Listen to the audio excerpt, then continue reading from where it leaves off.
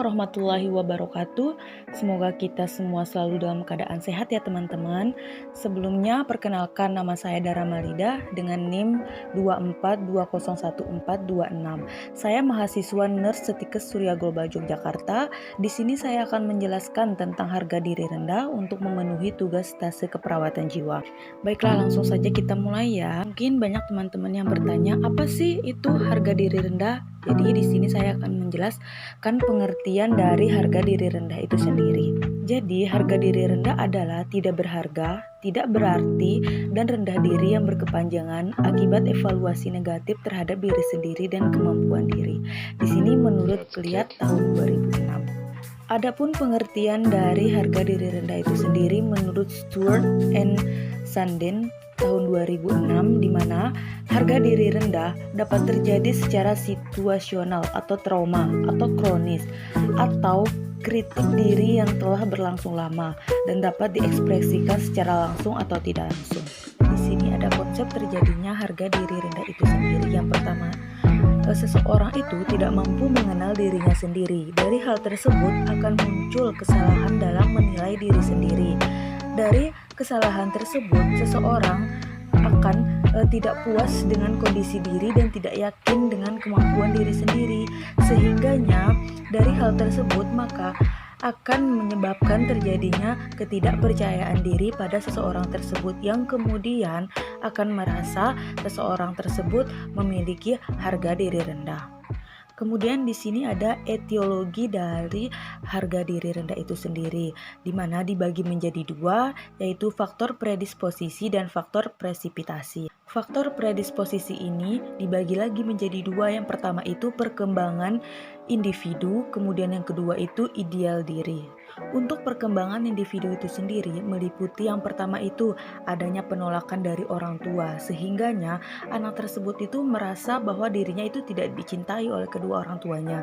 Kemudian yang kedua itu kurangnya pujian dan kurangnya pengakuan dari orang tuanya. Kemudian yang ketiga itu sikap orang tua yang terlalu overprotective terhadap anaknya. Kemudian yang terakhir itu anak menjadi frustasi, putus asa sehingga tidak berguna dan merasa harga dirinya rendah. Kemudian yang kedua untuk ideal diri, di mana individu selalu dituntut untuk selalu berhasil, kemudian tidak mempunyai hak untuk gagal dan berbuat salah. Dan terakhir itu anak dapat menghakimi dirinya sendiri dan hilangnya rasa percaya terhadap dirinya sendiri. Kemudian untuk faktor presipitasi itu sendiri, yang pertama itu ada gangguan fisik dan mental yang merupakan salah satu anggota keluarga sehingga keluarga merasa malu dan rendah diri.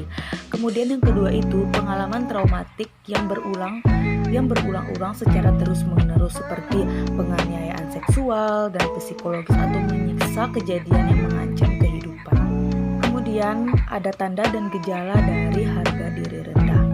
Di antaranya yaitu mengkritik diri sendiri dan orang lain, kemudian penurunan produktivitas, kemudian yang ketiga destruktif yang diarahkan pada orang lain, kemudian gangguan dalam berhubungan, kemudian rasa diri penting yang berlebihan, kemudian perasaan tidak mampu dan merasa bersalah, kemudian mudah tersinggung atau marah yang sangat berlebihan, kemudian perasaan negatif mengenai tubuhnya sendiri, kemudian ketegangan peran yang dirasakan, selanjutnya pandangan hidup yang pesimis dan bertentangan. Di sini ada faktor biologis yang mempengaruhi struktur otak yang mungkin mengalami gangguan pada kasus harga diri rendah.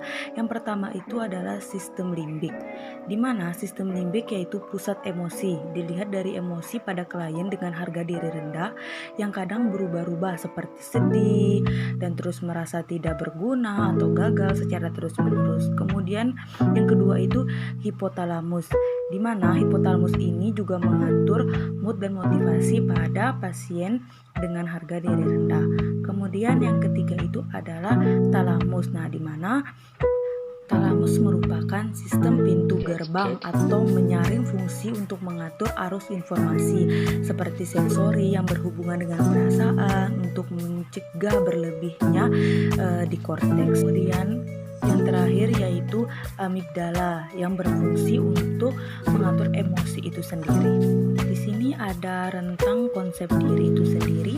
Yang pertama itu aktualisasi diri. di mana aktualisasi diri ini merupakan pernyataan diri tentang konsep diri yang positif dengan latar belakang pengalaman nyata yang sukses dan diterima. Kemudian yang kedua itu adalah konsep diri. Jadi konsep diri ini merupakan individu itu mempunyai pengalaman yang positif dalam beraktualisasi dengan diri.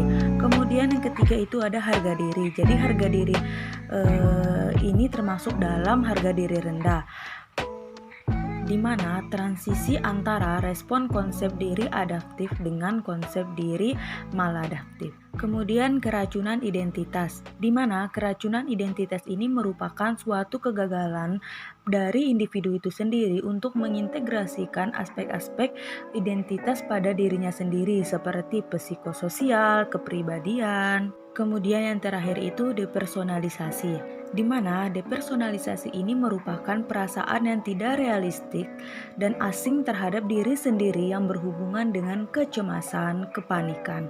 Kemudian di sini ada pohon masalah harga diri rendah itu sendiri. Yang pertama itu adalah coping individu tidak efektif.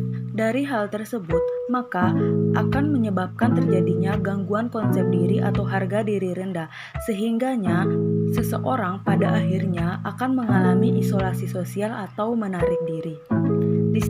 Di sini ada strategi pelaksanaan pasien dengan harga diri rendah. Yang pertama itu SP1 untuk pasien, di mana terdiri dari 6 komponen. Nah, kemudian SP1 untuk keluarga itu sendiri, di mana keluarga tersebut belajar untuk bagaimana merawat pasien itu sendiri. Kemudian SP2 untuk pasien, nah di mana SP2 ini mengulang kembali harian yang terjadi di SP1.